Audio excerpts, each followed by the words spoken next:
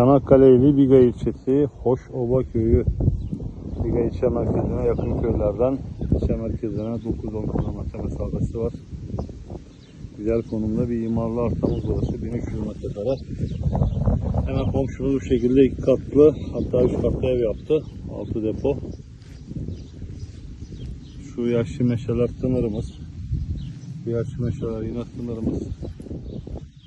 Çok güzel konumda. Etrafında ne hayvan damı var ne, hep tamamen doğayla iç içe, tertemiz havası var. Köyün biraz dışında olmasının avantajı, dışında derken tam sınırı. Yani konumu güzel.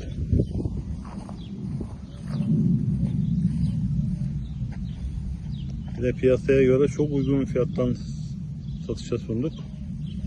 Alan asla zarar etmez.